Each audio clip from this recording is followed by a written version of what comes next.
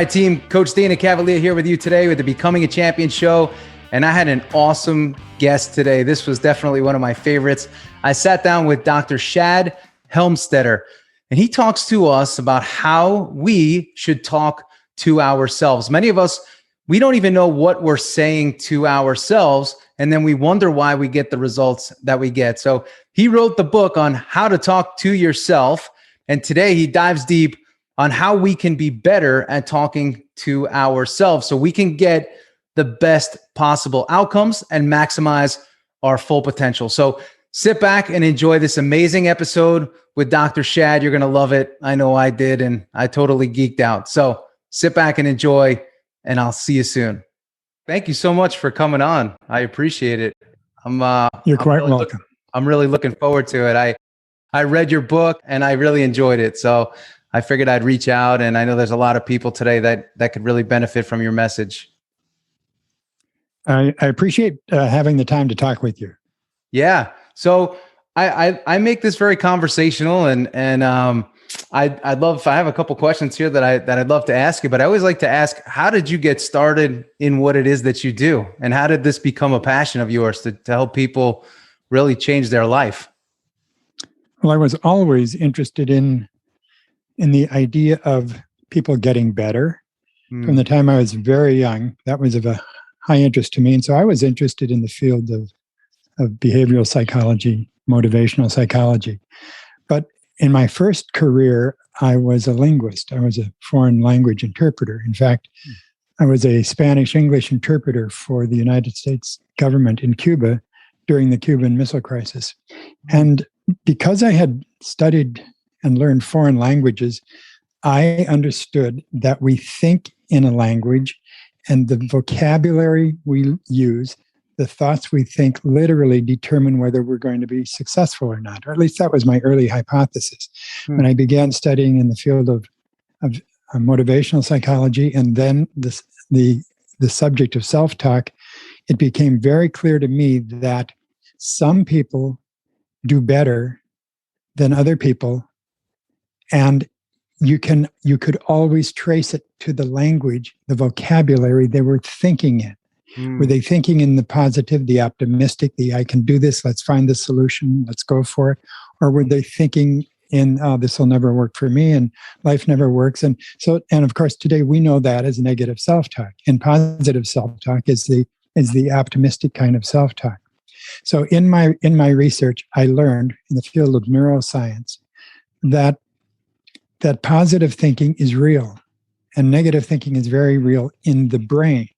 That is, when positive thinking first got popular, there were a lot of people who thought, this couldn't really do anything because words don't go anywhere, and they don't even have a real result in the brain.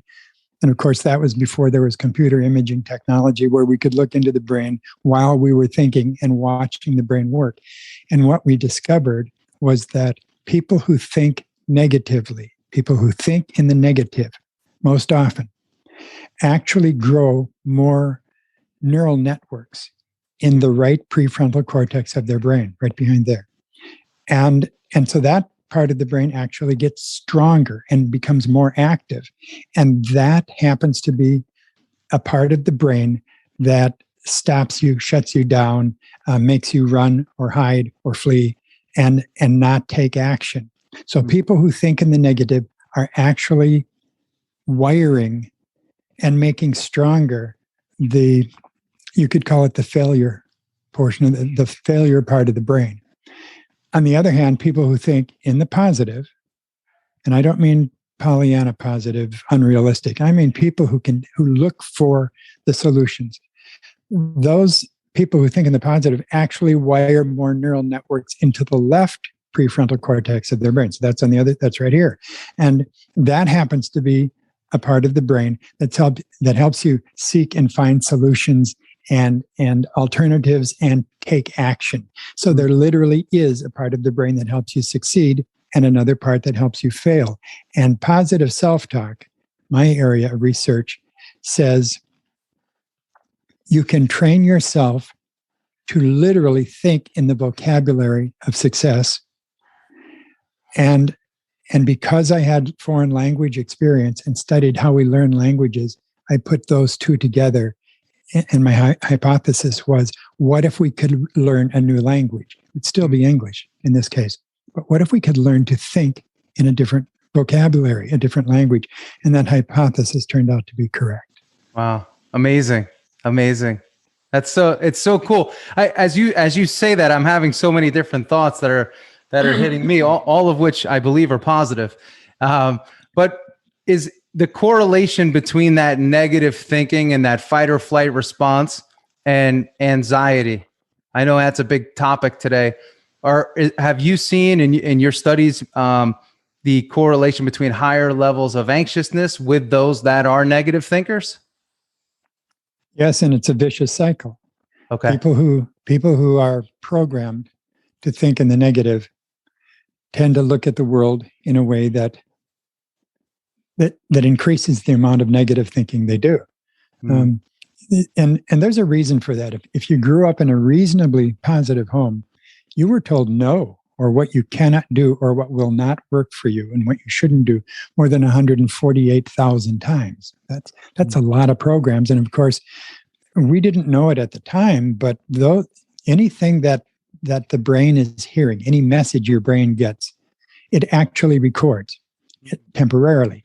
And then any message your brain gets repeatedly, it thinks, oh, that must be important. I'll wire this in. So any message you get that's repeated often is wired into the brain and becomes what we could call permanent. And if we got 148,000 no's in our life, that's a lot of negatives to overcome. Some of those, of course, were for the right reasons, helping us stay out of trouble and not touching the hot stove and so on. But it went far beyond that.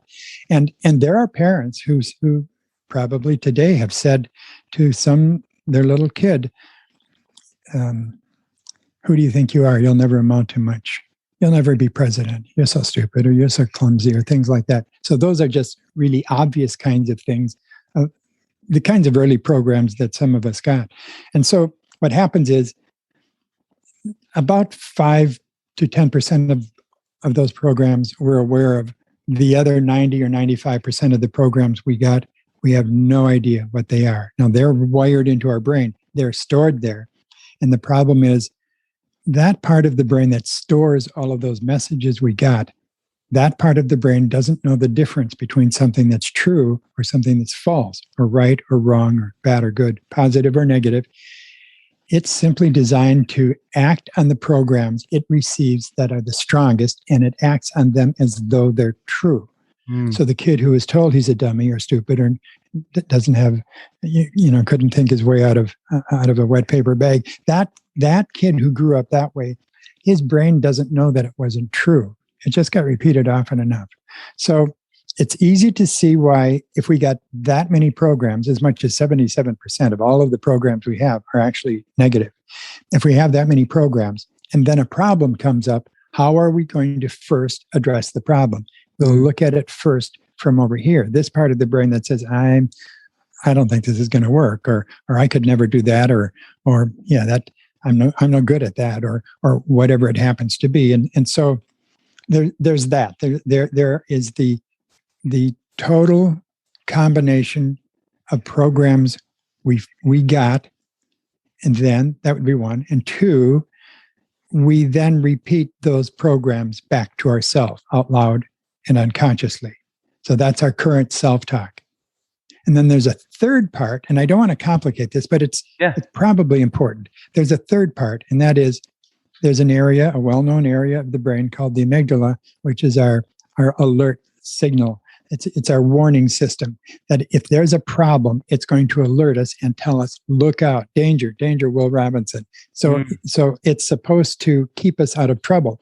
The amygdala clearly was created in the brain probably during the time when most of us lived in the far distant jungles of the past, and we were trying to keep, our brain was trying to keep us safe from the saber-toothed tiger. What happened was, we live in a very different world today. There aren't very many saber-toothed tigers around. There aren't any. Yeah. But the amygdala doesn't know that. So it keeps putting us on high alert, danger.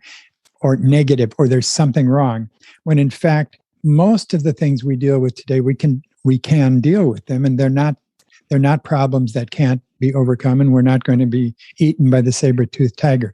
So when you use negative self-talk, you enhance, you focus in on the negative that the amygdala is putting out. When you use positive self-talk, you're actually dampening the amygdala. You're calming it down. So if you take now back to the two basics, we get programmed and we're going to react to the world based on the strongest programs we have. And we have an amygdala that's trying to alert us that there are problems. If you get the right self-talk, if that becomes your new language, that automatically begins to tamp down the strength of the amygdala. It still will warn us, but its stress goes down, and we're able to look at the moment and the future very clearly, more optimistically, looking for the solutions, looking for alternatives, and choosing the actions we should take. So it all works together. And fortunately, we're starting to figure that out because of neuroscience. We can see how it works, and now we can do something about it. So can you keep it calm for an extended period of time? Or I'm assuming that this takes constant work. Well, attitude is a habit. And if our attitude is one of calm, and I can do this, and this could be difficult, but I can overcome it. If that's your primary focus, your primary way of looking at things, if that's your primary language that you think in, then that automatically keeps the amygdala where it should be. It keeps your body systems running in the optimum. It reduces the amount of cortisol that's pumped into your system, as an example.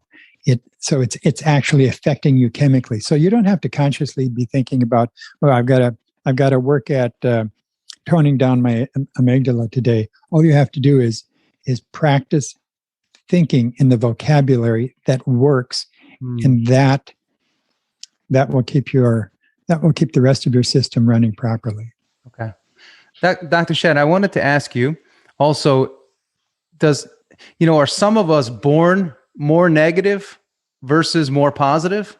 Or do you feel that it is almost exclusively due to how we're raised and the environment in which we're raised in? One of my favorite places in the world is the infant nursery, the newborn nursery in the hospital. When you go there, you stand on one side of a viewing window and you look through the window, and there on the other side of the viewing window in the infant nursery are these little, you see them, they're beautiful little infants, miracles, just born, and they're lying there in their little bassinets and their little swaddling blanket. And if they're awake and their eyes are open, you can actually see them searching to live out that incredible opportunity they were born with. We're not born to fail. There's nothing about us that's born to make us fail. In fact, just the opposite. We're actually born to excel, to live up to our very best. That only makes sense. And it's also true in terms of how we're built, how the brain is designed. So then that, let's say those little infants, one of them is going to be taken home soon and is with the mother, and the little miracle of life, searching for that incredible future, gets the first messages probably from the mother, and they're loving and they're good. But there's also probably a TV on up in the corner of the room, or there's an iPad close by and that's playing something, or the news is on, and the first messages begin to come in, and then the child is taken home, and then it's the family, parents, brothers and sisters, then it's friends as the child grows older and older in school, the people around that child, the teachers, and then the child grows older, and then there's social media, and there are video games and so on. So this process of being programmed starts at birth, possibly even before birth, starts at birth and continues on. And first, the outside world is your number one programmer. And then you become your own number one programmer, because your own self-talk is constant, whether you're conscious of it or not. And so your self-talk is now duplicating the strongest programs you've already gotten. So one way I love to look at this is, if you think of somebody you know who's really successful beyond yourself, and somebody, I don't mean just successful financially, but successful in living, successful at life. And that person is someone whose life is spiraling upward, life is working, and they know it, and you can tell it, and get a picture. All your listeners right now can do this. Get a picture in your mind of a most successful person. It can be someone you know or someone you know of, and get the clearest possible picture of that person you can in your mind, and then ask that person to come into the room with you right now, and then stand right to the right of you, right over here. While that person, super successful person, happy, is standing there, think of the least successful person you know or know of. I still think of, when I ask that question of myself, I still think of a kid who was about 17 years old when he left home. His parents have never seen him again. If they found him, I think they would probably find him in an alley someplace. And he might not even recognize his own parents anymore because of the drugs in his system. But that's who comes to my mind when I think of someone who is really failing, struggling and failing badly. Whoever it is, get a picture in your mind of someone you know or know of who is failing. Life isn't working. And then ask that person to come in and stand right here off to the left of you. The person probably wouldn't want to, but let's have them do that. And then sit back and then look at those two different people. One super winning in life, successful, and the other struggling, trying and struggling and failing. And ask yourself the question, what's the difference? Why is one person doing so well and the other person is not? And the real answer is their programs. They have different programs, because it's entirely possible that these two individuals so far apart right now in their lives, those could have been the two little infants we looked at in the newborn nursery just a few minutes ago. And they both were brand new to life, filled with promise and potential, just waiting to live that out. And then life went on, and here they are today. That's accurate. That's what happens. So we can look at cultural differences, we can look at education, we can look at parenting. It all comes together if you recognize what all of those inputs have in common. They're all programming the kid, the child, the young person, the adult. They're all just part of life, and life programs people with its messages. So, yeah, if you want to figure out why someone is failing, there's never a reason to criticize that individual. I mean, there may be things you would help them do better, but no, it's their programs. And no one set out to say, I want to get as many negative programs as I can. Yeah. And I'm going to have a difficult life. No one does that. We all want to do better. So what is fortunate is that we know this now, and it doesn't make any difference how old we are. We get to change it. We get to rewire our brain. We once thought it was taught in schools, in college, in medical science classes. We thought the brain stopped changing when we were very young. Turns out that wasn't true at all. Our brain, everyone listening or watching, your brain is changing right now, and it's going to continue to change. So you might as well put yourself in charge of the person who changes your brain, who gets the right messages to your brain, because your brain will always act on the programs it has that are the strongest, as I mentioned earlier. So you might as well give it new, strong programs. When you do that, in neuroscience, it's called pruning. When you start getting new positive self-talk programs and wire those in, your brain only has so much space, so it has to get rid of what it's no longer using. So it will actually prune out or delete the old negative programs that were working against you as you replace those programs with something that will help you. And how long does it take for this transformation to begin? I mean, I'm sure instantly when you start speaking better to yourself, you start to feel better. But how long does this journey take? You know, today everybody wants to know, hey doc, how long is it going to take? So I'd love to hear your thoughts on that. Well, you do get some instant changes depending on the program input, but if you want to start making a change, let's say you look at learning self-talk, positive self-talk, exactly like learning a new language, which is exactly what it is. That's why people listen to self-talk to learn it. It takes about 3 weeks for the brain to begin to rewire itself. And the more you do that, the more that will take place. So that's why when people can say, yes, Dr. Shad, I'm going to listen to self-talk. I think it's a good idea. I want to change my mental vocabulary. And they'll listen for a couple of days, and then they might say, well, I feel a little more motivated, but I'm not seeing any change. Well, your brain is designed not to instantly change, or you'd never know who you were. Everything would change your brain. So it takes about 3 weeks of repetition. The shortest, if I had to write the shortest book in the world, I would say the secret to success, all success, is repetition, because that's just how the brain works. That's what it takes. So after 3 weeks, then you start to notice what I would call more profound changes, because you're starting to, not only are you consciously aware of your self-talk, you're starting to react to things around you, deal with life in a more positive way without having to think about it. And what that means is you're actually wiring more positive messages into your subconscious. You're not even aware of them. They're there, they're operating. And that's really important, because right now we're going the direction that our subconscious mind tells us to go. Everything we believe, every single thing we believe, we actually believe because of the programs we have.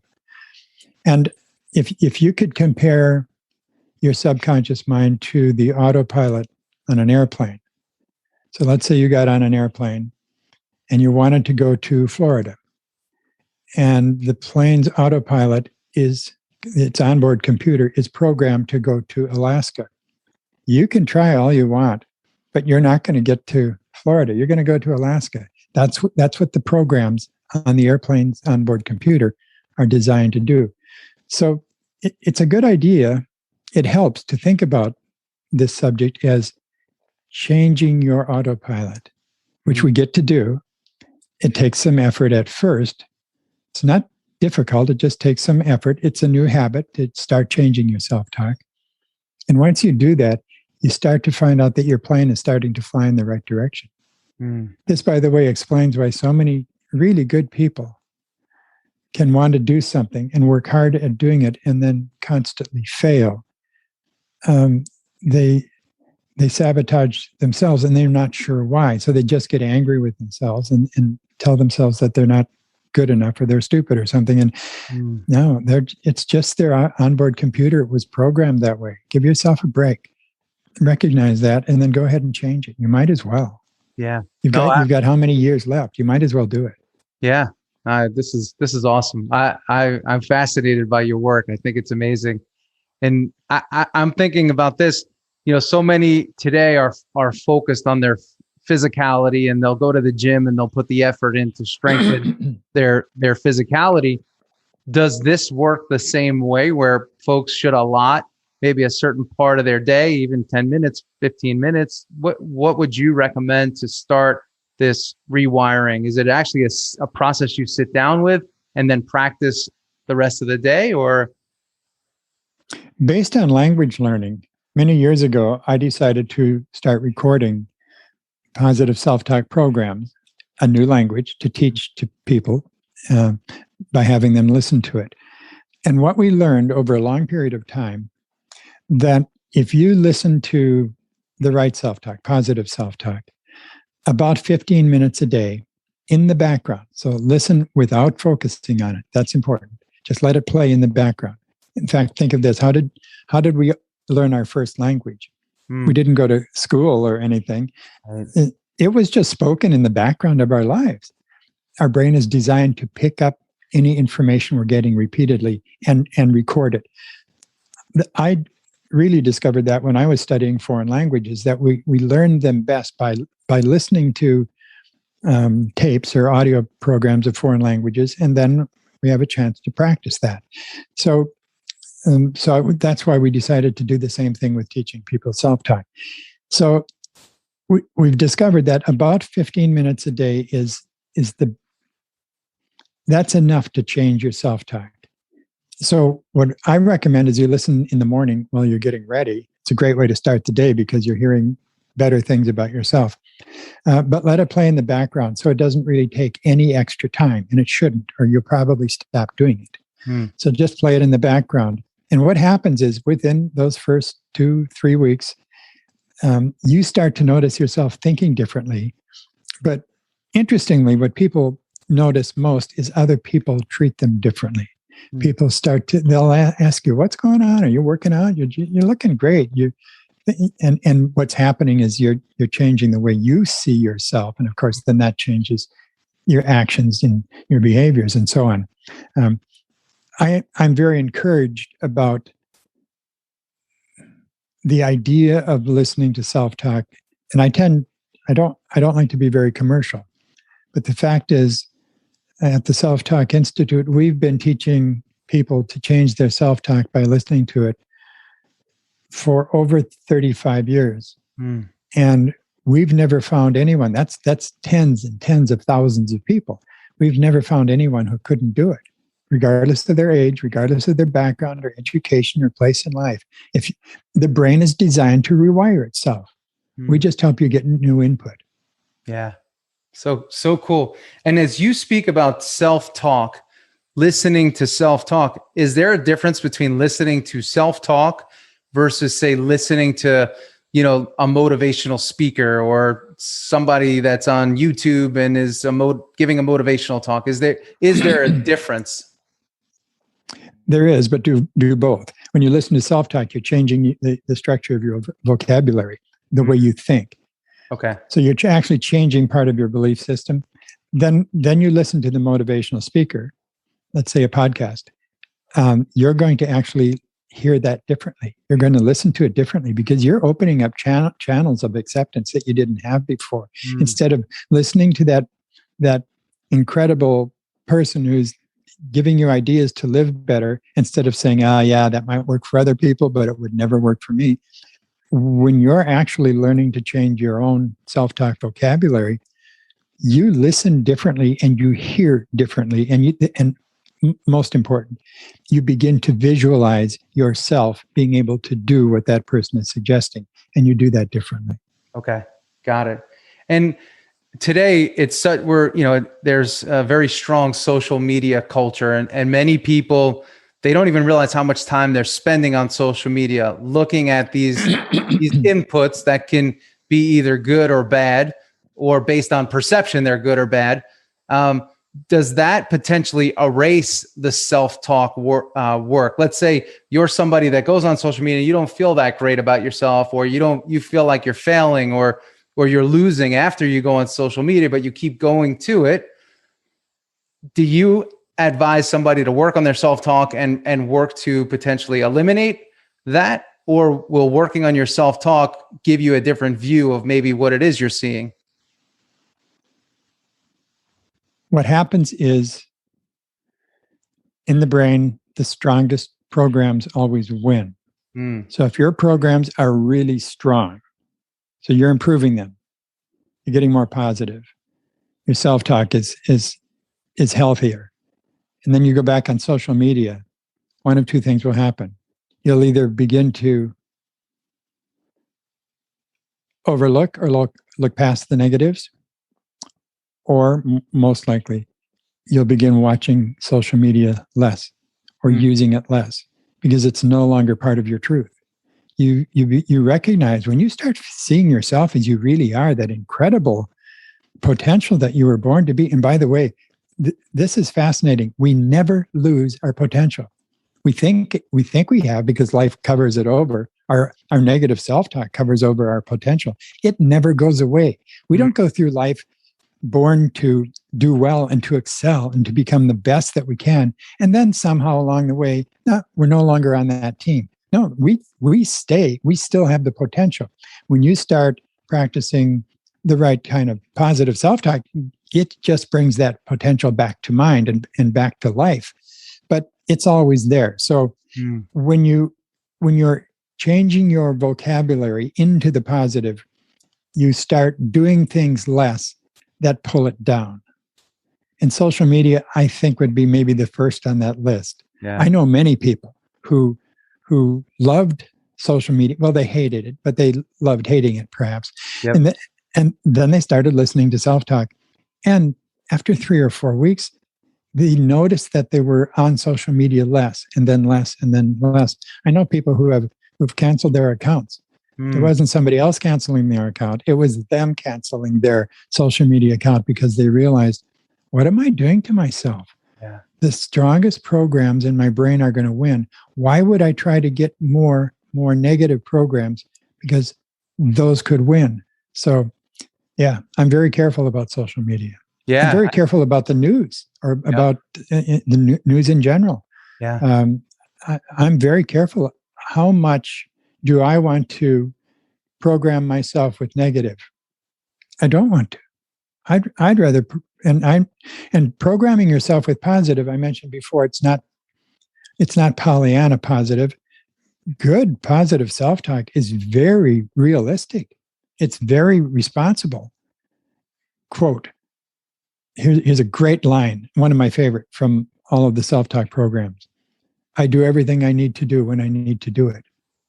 Well, there's nothing about that that's shirking responsibility or just seeing the world through rose-colored glasses. No, it's real. But when you say things like, I'm on top of this, I've got this, I can do this. Instead of just seeing the challenge, you're seeing how to overcome the challenge and you're willing to work at it.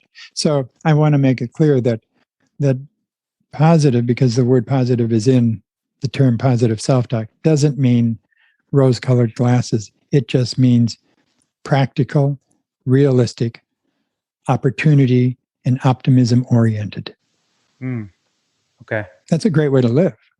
It is. And as you're saying that, I'm just thinking about too, a lot of the inputs that are coming at us today are definitely not on the positive side. So I'm guessing as you strengthen your positive self-talk, again, like you said with social media, you will then decide, hey, you know what? I'm going to limit that. This probably isn't for me. Or if it does come to you, you'll be able to process and sort it differently through your new lens. Yes, you may even change some of your friends. You know, there are friends who may be friends in a certain way, but maybe they're pulling us down. And one of the things that happens when you start learning positive self-talk, you get more selective about how you spend your time. And that includes who you're spending your time with. By the way, I have to mention your shirt. That's outstanding. And I'm not trying to give you a compliment. I'm sending you one. Don't worry. You know what that's right on. It's true. It's what you're doing is you're taking a whole broad, multi-layered, nuanced picture of yourself and how you see the world and putting it into one message that's true.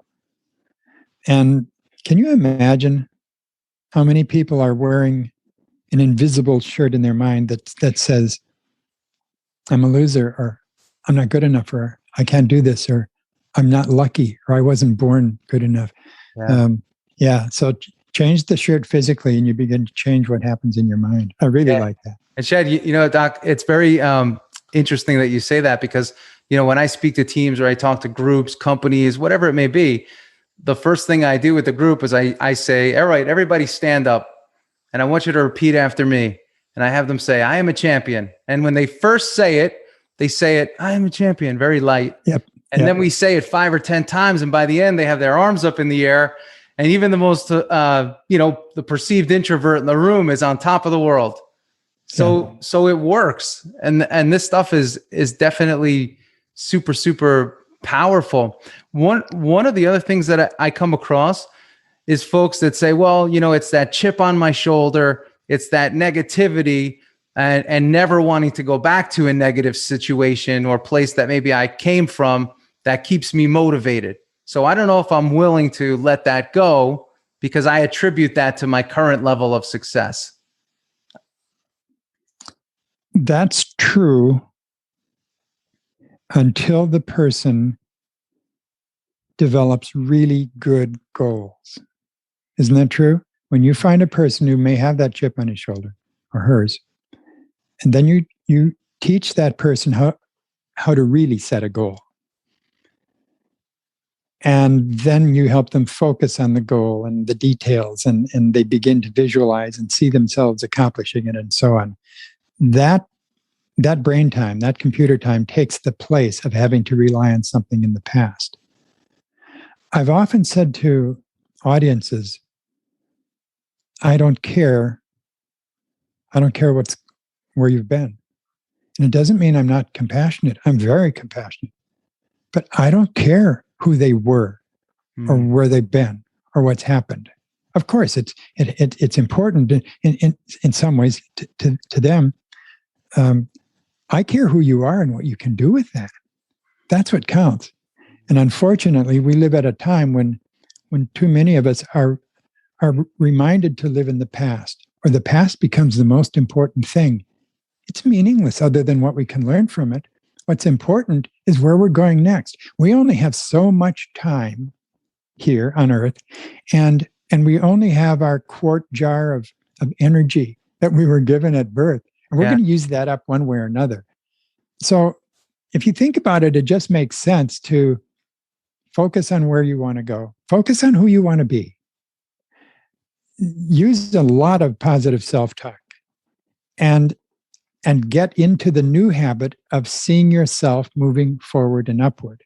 And then that becomes the norm. That's typing new messages into your airplane's onboard computer. That's going to fly you where you really want to go. You know, I grew up in the world of early motivation. So that would have been back in the 1950s and 60s and so on, when motivation first started getting popular. Yeah. And some of the people I admired most were those people who were figuring it out and could get on a stage in front of people and give them ideas to help them live their lives better. Then it got very, very popular, and it's people learning how their mind works and learning how motivation works has led to many of the blessings that we have today. So it was people learning that they could create or do something positive, and then they did that, and that's why we have so many good things around us today. And it was clear to me that the more people were taught how their brain works, who they really are, and what they can really do, the better life in general would be. That's turned out to be absolutely true, in spite of the fact that, or maybe it's more noticeable now. I'll try to make this really clear. It's more noticeable now that there's a lot of negativity loose in the world, and negativity creates more negativity. So it's more important than ever that there are people who remind us and tell us, remember who you really are. You were that infant in the bassinet, in the newborn nursery, with unlimited potential. That person is still there, very much alive. Let's get back to the dream that person was, why that person came here in the first place. And so, yeah, today more than ever, we need real motivation. We need real support. We need real belief until we can get it for ourselves. With all this information that you've put out there, why do you think even people that have immersed themselves in some of your work or in the positive thinking genre, why do they continue to not have success? I mean, there's some, let's say many that have had success, but the ones that haven't, is it again, they continue to immerse themselves, even though they're doing the work, they continue to immerse themselves around stronger negative programming that counteracts the work? Yes. Yeah, that is the answer. I've often thought of the idea of having somebody go around with you for a month and write down everything you say or record it. They couldn't write down your thoughts, what you were thinking, but they could write down everything you were saying out loud. And then at the end of that month, you had them type that out, and you'd have a 30-day manuscript of everything you'd said, and then have them take a yellow highlighter and circle everything you said repeatedly, and you'd see a perfect picture of not only your self-talk, you would see a perfect picture of why life is working or not working, depending on who the person is. Yeah. Today, we have more negatives coming in. So we have more negative input. So it's more important than ever to override that input so that the strongest programs in your brain are the ones that work for you instead of the ones that work against you. So listening to your own self-talk is a good place to start. We call it monitoring. And we don't grow up learning to monitor, to think about what we're saying and to think about what we're thinking. But you can learn to do that in a relatively short period of time. You can practice monitoring. And that's the first important step to changing your self-talk, because you can't edit until you monitor. And then all of us have the ability to change what we were about to think or what we were about to say. So we can edit. Yeah. We just didn't know what to edit until we start listening to ourselves. So step 1 is monitor. Step 2 is edit. Step 3 is listen. Listen to self-talk. Okay. And practice it. You're going to have a lot of chances to practice positive self-talk. So listen to it. Treat it exactly like learning a language. Get good at it. And then practice it every chance you can.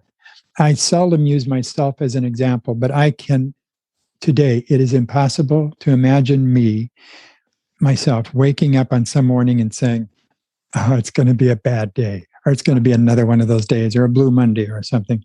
No, it's gone. Those programs are just gone.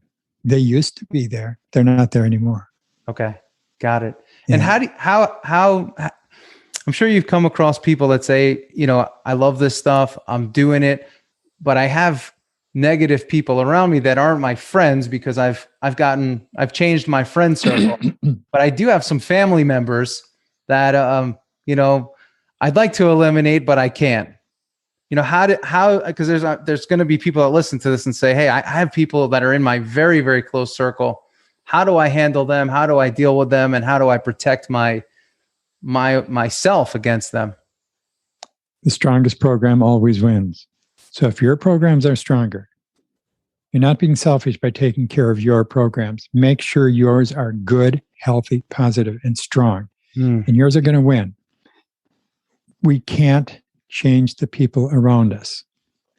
We can't make someone change their thinking. With kids, it's a little different because we're still training them. So it's easier. It's easy with kids and impossible with adults.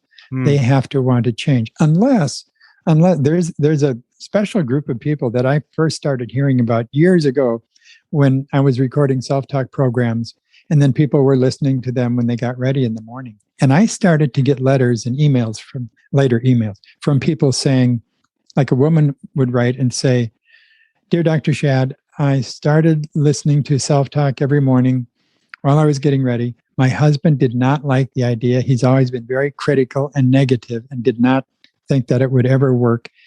So I didn't say anything. I just kept listening every morning while I was putting on my makeup, and he was shaving at the other end of the same mirror. And I, without trying to change his self-talk, I noticed he started to change. And then they would tell me this story about the husband was getting more positive or getting up on time or going to work or arguing less and so on. What's happening is that the brain doesn't care what it's hearing. It will just take it in. So even if you're listening to self-talk for yourself and somebody else is nearby, they're going to get the message. And one of the first tests I ever did, I wanted to test this subject, this concept of self-talk. And at the time, hard to imagine now, but I weighed a lot. I was really overweight, and I was a really good dieter. So I would take the next diet that came along. I was a goal setter, so I could really work at it. Yeah. And so what would happen is I would gain the weight, and then I would take it off, and then I would get rid of it. And then, of course, it would always come back. And it would bring its friends. So I would gain more and then more and more. And I thought, the toughest problem that I face is weight. what if self-talk could actually affect me physically about my weight? And so I started listening to self-talk every morning while I was getting ready. And in 10 and a half weeks, I lost 58 pounds shaving and just playing self-talk in the background. And that really impressed me because I hadn't tried to do something special. I was just changing. And what really impressed me, however, was that my wife at that time lost 25 pounds eavesdropping on my cassettes. I was listening to cassette tapes. Yeah. And she lost weight listening to my cassettes. So that's when I first realized, oh my gosh, you can teach someone a new language even if they don't know they're learning it. The brain is still picking it up. So I wouldn't do that intentionally, but it certainly proves that if your brain gets new messages, it will, and they're repeated, it will wire them in, and it will change how you think and how you behave, how you act. Yeah. I'm thinking, I work with a lot of people too on their physical transformation, whether it's athletes or even executives.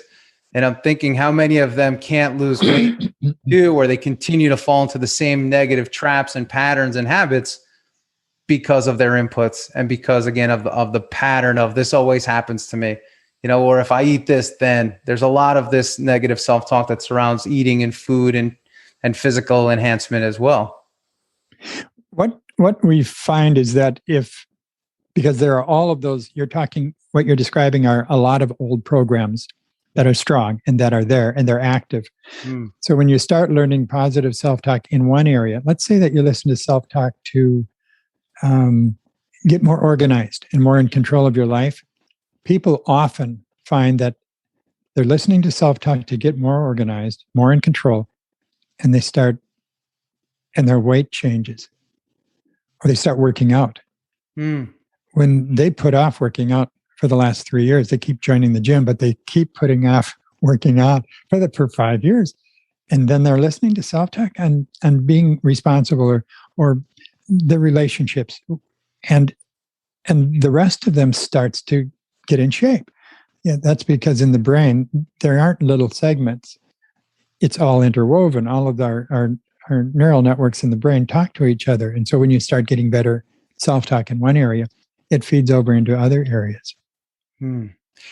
It's such a powerful tool. At first I was going to say concept, but it's not a concept. It's a tool. And as you're speaking, I see names, I see faces, and just people that I know personally that would really benefit from this training. But I wanted to ask you more about your institute. What is the institute for those that don't know about it? The SelfTalk Institute was formed in 1985, and I had already written. Yeah, I had written my first book on the subject, and we were starting to do research. And I felt that we needed this has the opportunity to help a lot of people, but so we need to really study this and take it really seriously. So it can't just be thought of as, it's not just some motivational idea. It's literally changing the language that you live in and that you think in.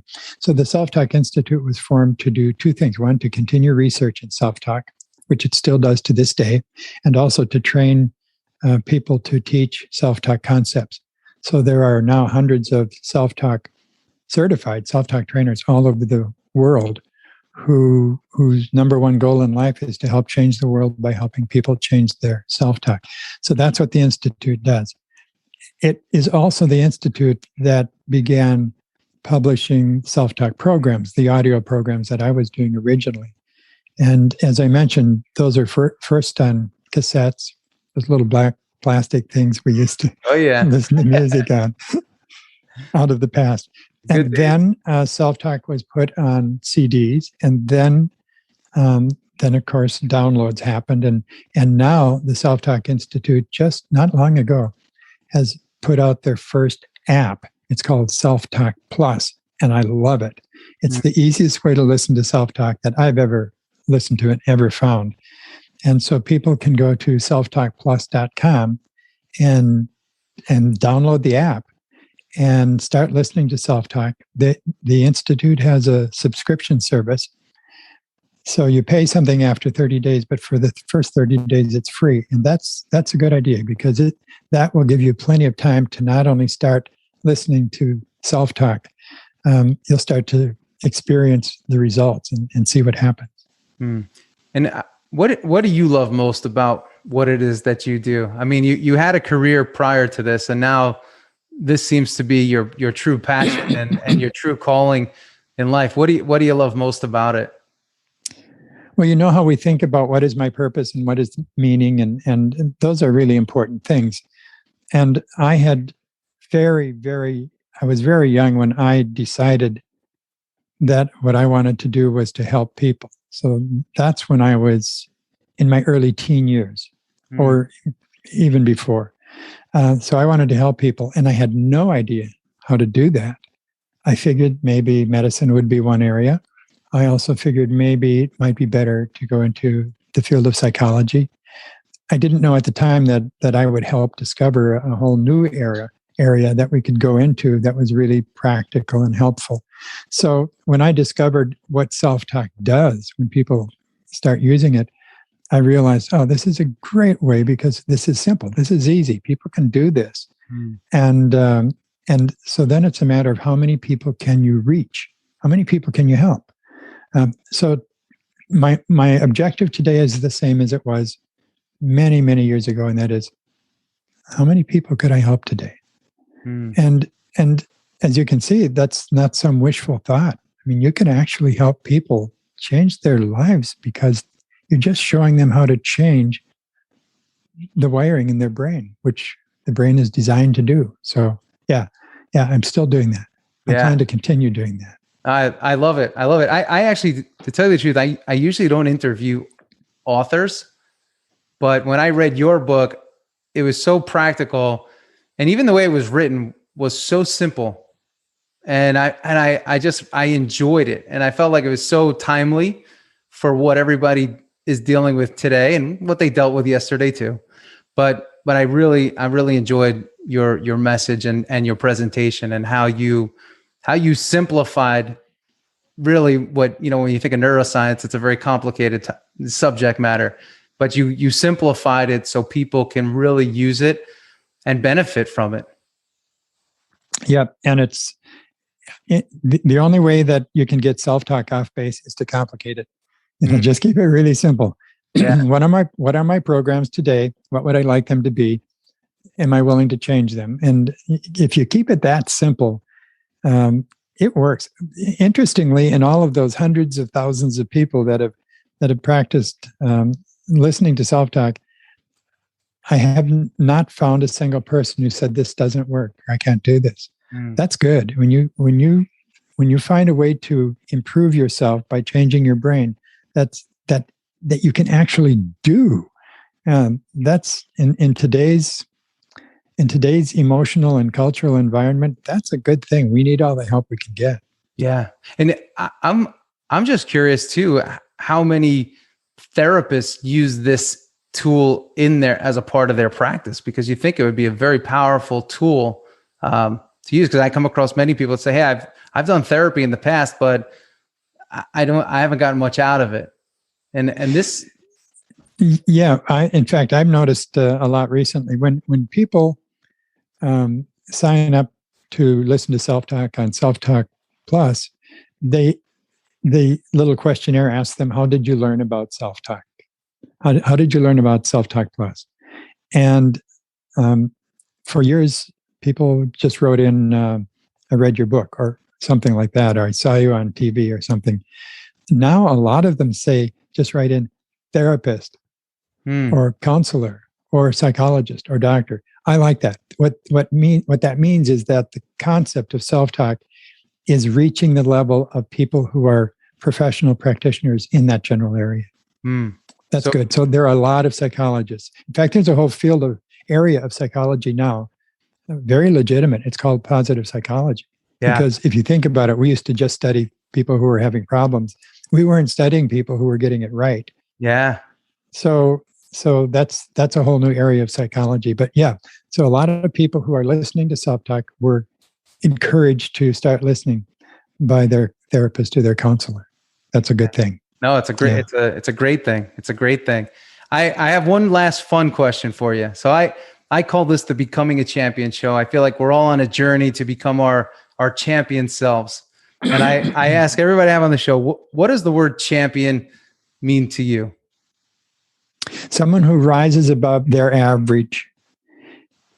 Someone who rises above what they thought was who they are, and excels to a level beyond that. That's a champion. Yeah. And that the reason that is true to me is because you can see that in a child when they rise above their own average, and you can see that in somebody who's been around and is in their 80s and decides to get better. You can still be a champion no matter what if you decide to rise above your own average. Yeah. Doc, I want to ask you this question. It's a little bit personal, and this will be the last one. How old are you? I like to say I'm in my mid-60s. I'm not, but I'd like to say I am. Yeah. I'm 78.